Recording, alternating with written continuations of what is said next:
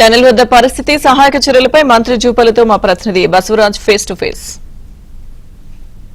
SLBC tunnel వద్ద నిన్న అర్ధరాత్రి నుంచి కూడా సహాయక చర్యలు కొనసాగుతున్నాయి. సహాయక చర్యల్లో వచ్చే ఛాలెంజెస్ ఏంటి అనేది వివరించేందుకు మంత్రి గారు ఉన్నారు. సార్, లోపల నుంచి ప్రధానంగా ఎట్లాంటి ఛాలెంజెస్ ఉన్నాయి సార్ సహాయక చర్యల్లో?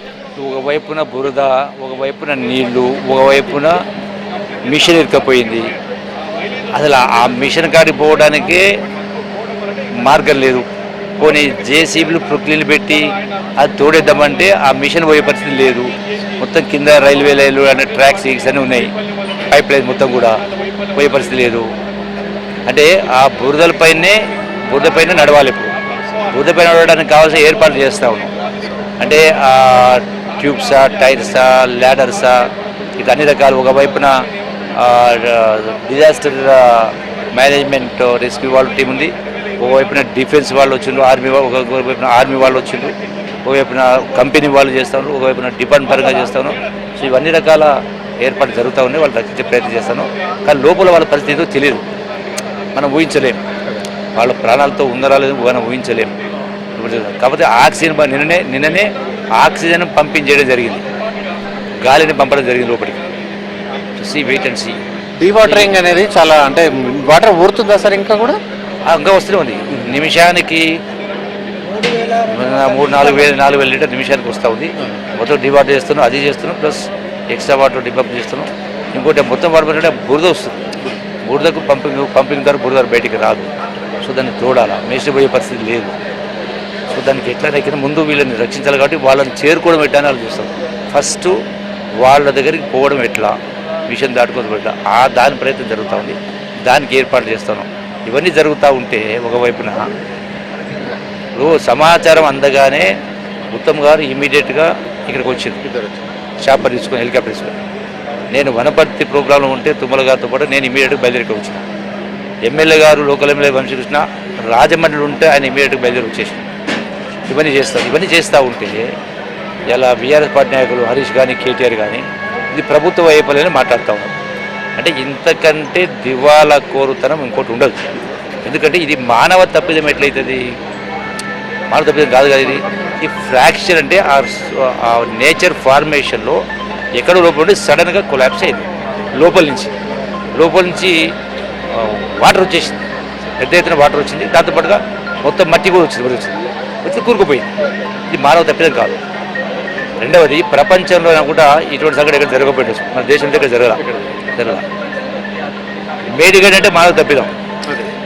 అది ఈ పరీక్షా సమయంలో సలహాలు, సూచనలు ఇచ్చేది పోయి ఈ ప్రభుత్వంపైన ఆరోపణలు చేస్తుంటే అది వాళ్ళ దివాలా కోరుతనానికి నిదర్శనము.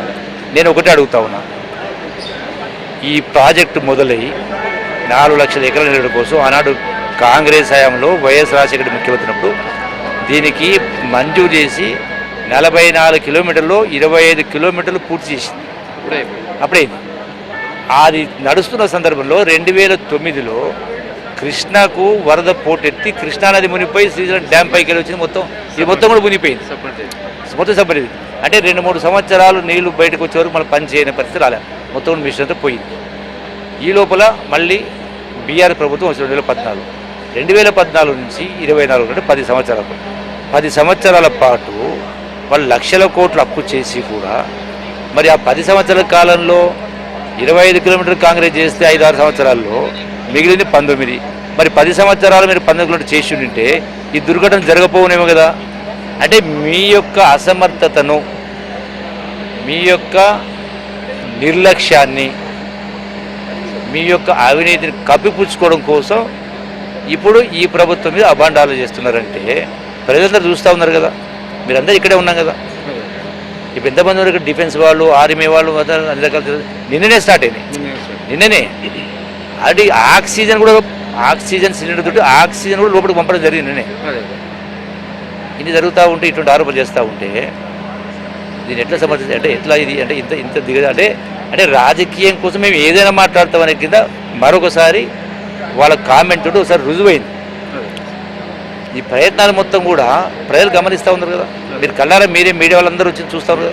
అందరు మీడియా వాళ్ళని రప్పియకుండా గతంలో కాళేశ్వరం కడుతున్నప్పుడు కానీ ఇంకో సందర్భంలో కానీ అది మీడియా వాళ్ళుగా నాయకులు రానియకుండా వాళ్ళు ఆపేసే కార్యక్రమం చేసిన కదా. ఎందుకు రానివ్వలే?